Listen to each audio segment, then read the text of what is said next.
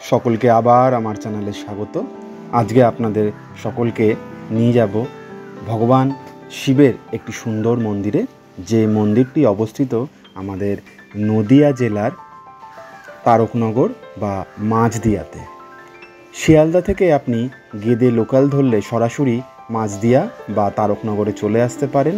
এছাড়াও যদি আপনি বাই রোড আসতে চান তাহলে কল্যাণী এক্সপ্রেস ওয়ে দিয়ে কল্যাণীতে এসে সেখান থেকে রানাঘাটের দিকের 34 নম্বর জাতীয় সড়ক ধরে চলে আসুন রানাঘাট।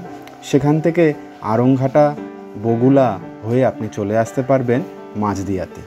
চুন্নি নদীর তীরে অপরূপ সুন্দর এই শিবনিবাস মন্দির আজকে আপনাদের ঘুরিয়ে দেখাবো।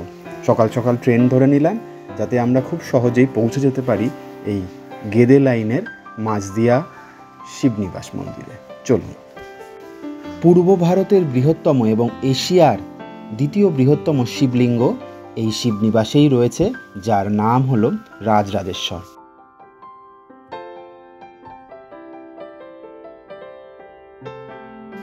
এইবার আপনাদের জানাই এই শিবনিবাস মন্দিরের ইতিহাস। প্রায় 300 থেকে 400 বছর আগে কৃষ্ণনগরের রাজ্যবাসী মারাঠা বর্গী আক্রমণের ভয়ে ভীত ছিলেন। সেই সময় সেখানকার কুখ্যাত ডাকাত নসরত খাঁ রাজ্যবাসীকে চরম বিপদে ফেলেছিলেন। এমতো অবস্থায় মহারাজ প্রথমে ডাকাত নসরত খাঁকে শায়েস্তা করার জন্য এখানে এসে উপস্থিত হলেন। তিনি চুন্নি নদীর তীরে শিবির করলেন এবং নসরত খাঁকেও গ্রেপ্তার করলেন। এই ঘটনার কিছুদিন পর মহারাজ যখন নদীতে হাত মুখ ধোয়ার জন্য নেমেছিলেন তখন তার হাতে হঠাৎ করেই একটি মাছ লাফ দিয়ে উঠে পড়ে, যা দেখে রাজপুরোহিত এই স্থানকে অতি পবিত্র বলে মনে করেন, কারণ রাজখাদ্য যেখানে নিজেই মহারাজের হাতে এসে ধরা দিয়েছে সেই স্থান রাজধানী হিসাবে যোগ্য। মহারাজও সহমত হন এবং অত্যন্ত যাগযজ্ঞের সাথে শিবনিবাসে তিনি তার রাজধানী প্রতিষ্ঠা করেন।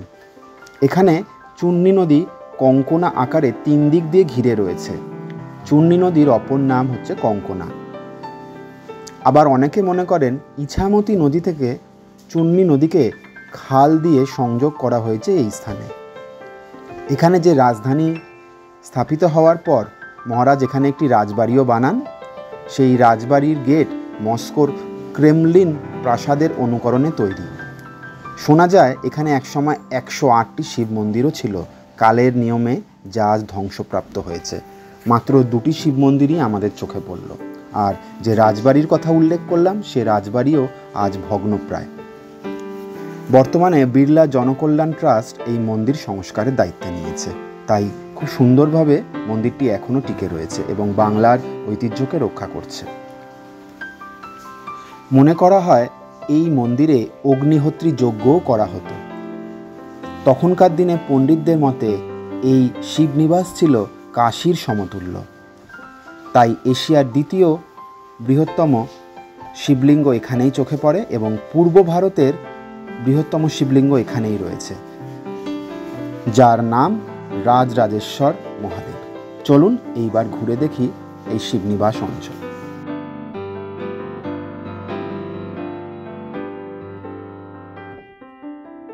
কলকাতা থেকে 113 কিলোমিটার দূরে এই শিবনিবাস প্রকৃতির অপূর্ব সুন্দর লীলাক্ষেত্র, যেখানে আপনি একদিকে দেখতে পারবেন চুন্নি নদী বয়ে চলেছে, অপরদিকে বড় বড় বট গাছ এবং নানা গাছ এই পরিবেশকে আরও মনোরম এবং অপূর্ব করে তুলেছে।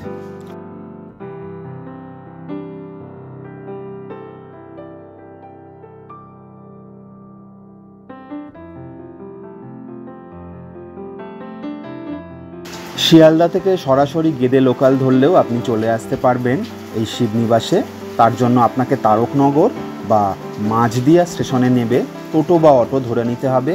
যদি আপনি জাতীয় সড়ক ধরে আসতে চান NH 34 দিয়ে রানাঘাট, দত্তফুলিয়া, বগুলা হয়ে শিবনিবাসে চলে আসুন। কৃষ্ণনগর থেকেও আসতে চাইলে আপনি NH 34 দিয়ে দত্তফুলিয়া হয়ে বগুলা হয়ে চলে আসতে পারবেন শিবনিবাসে। যাতায়াত ব্যবস্থা খুবই ভালো, এছাড়া রাস্তাঘাটও খুব সুন্দর এবং পার্শ্ববর্তী গ্রামের প্রত্যেকটা অংশই আপনাকে মুগ্ধ করবে। নেবে ছবিও তুলে নিতে পারেন। আমি আপনাদের সামনে যথাসাধ্য চেষ্টা করলাম। একটি সামাজিক অনুরোধ, সকলে গাছ কাটা বন্ধ করুন, আরও বেশি করে গাছ লাগান। তীব্র দাবদাহ থেকে মানুষজনকে রক্ষা করতে গাছই একমাত্র বন্ধু। আসুন আমরা পৃথিবীকে আরও সুন্দর করে তুলি।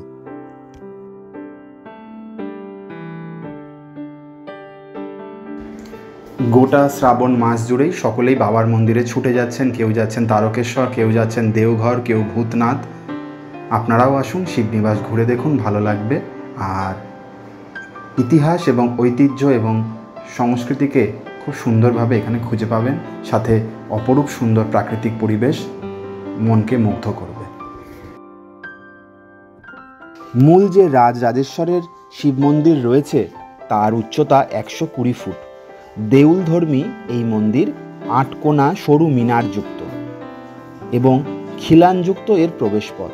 দেওয়ালে অপরূপ নকশা, গথিক ও ইসলামী স্থাপত্যের মিশ্রণ এখানে চোখে পড়বে, যা বাংলা স্থাপত্য শিল্পকে অন্য রূপ দিয়েছে।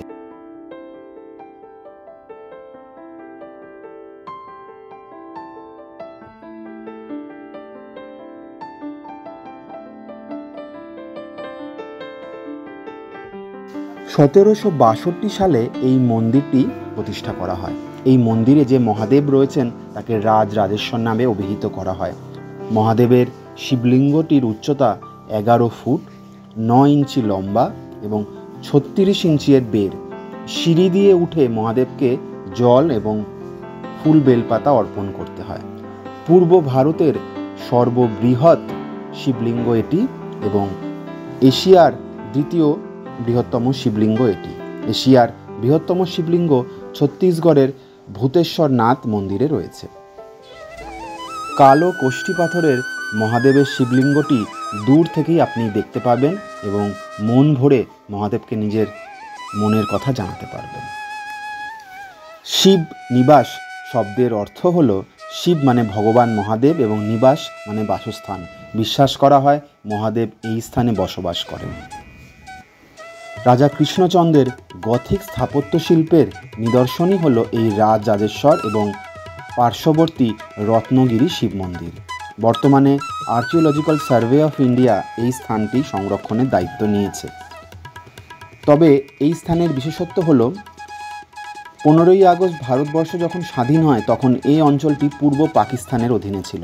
তাই এই অঞ্চলে 18ই আগস্ট স্বাধীনতা দিবস পালন করা হয়।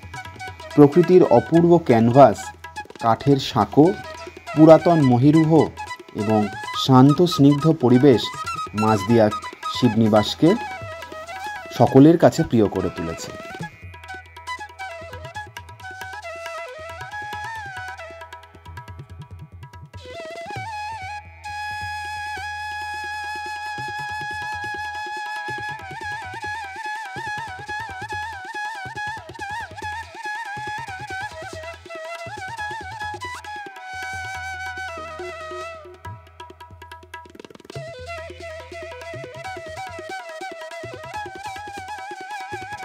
আপনি যদি এই শিবনিবাস মন্দিরে দুপুরবেলা বা সকালবেলায় চলে আসেন তাহলে এই মন্দির চত্বরে ভালোভাবে ঘুরে নিতে পারবেন। পিছনে চূর্ণী নদীতেও বোটিং করে নিতে পারেন। সেখান থেকে আপনি দূরে আরও কিছু মন্দির আছে সেগুলোও ঘুরে নিতে পারেন। চাইলে আপনি আড়ংঘাটাতে নেবে যুগল কিশোর মন্দিরও ঘুরে নিতে পারবেন। আমার চ্যানেলে যুগল কিশোর মন্দিরেরও কিছু ভিডিও আছে, দেখে ভালো লাগবে। যেহেতু গেদে লাইনে আসলে এই দুটো মন্দির সকলেই ঘুরে যায়, তাই একই সাথে তারকনগরে শিবনিবাস এবং আড়ংঘাটায় যুগল কিশোর মন্দিরেও ঘুরে নিতে পারবেন।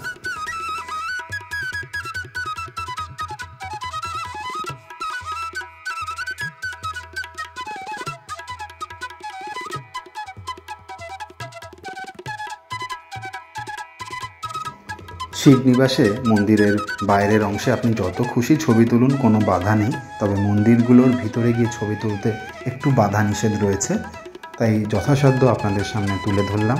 আপনারা সচক্ষে আসুন এবং ঘুরে দেখুন, ভালো লাগবে। আর আমার এই ভিডিও ভালো লাগলে অবশ্যই আমার চ্যানেলটি সাবস্ক্রাইব করবেন। এইবার এই রাজরাজেশ্বর এবং তার পার্শ্ববর্তী রাগীশ্বর শিব মন্দিরের অপর পারেই অবস্থিত রাম সীতা মন্দির সম্পর্কে জানাই। রাম সীতা মন্দির পশ্চিমমুখী চারচালা মন্দির, যার চারকোনা শিখর, কোষ্ঠী পাথরের এখানে রামচন্দ্রের মূর্তিটি এবং অষ্টধাতুর দিয়ে তৈরি মা সীতার মূর্তি। এছাড়াও এখানে বজরংবলীকেও দর্শন করতে পারবেন। রামচন্দ্রের মুখে সাথে আপনি গান্ধার শিল্পের মিল পাবেন। তার মাথার মুকুটটি খুলে নিলে ঠিক বুদ্ধ মূর্তি মনে হবে। এছাড়াও এখানে অন্যান্য দেবদেবতাও রয়েছেন, তাদের সকলকেই দর্শন করতে পারবেন। তবে মন্দিরের ভিতরে ছবি বা ভিডিও তোলা নিষিদ্ধ, তাই বাইরে থেকেই আপনাদের জানালাম।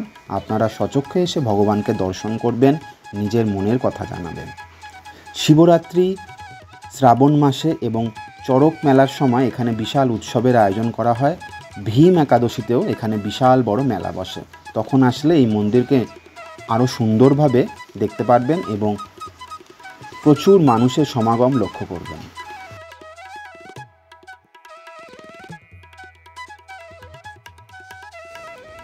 আপনি নিঃসন্দেহে নিজস্ব যানবাহনেও এখানে চলে আসতে পারেন, তবে আশেপাশে বিশেষ কোনো খাবারের দোকান পাবেন না। তাই পুজো দেওয়া হয়ে গেলে আবার গাড়ি নিয়ে তারকনগর বা মাঝদিয়া স্টেশনের সামনে গেলেই আপনি খাবার দাবারের দোকান পাবেন। মন্দির চত্বর বেশ পরিষ্কার পরিচ্ছন্ন এবং গাছগাছালি দিয়ে ঢাকা, তাই এখানে বিশেষ কোনো খাবারের হোটেল চোখে পড়বে না। গ্রাম্য পরিবেশ, খুব বেশি হলে ফল মিষ্টি পেয়ে যাবেন।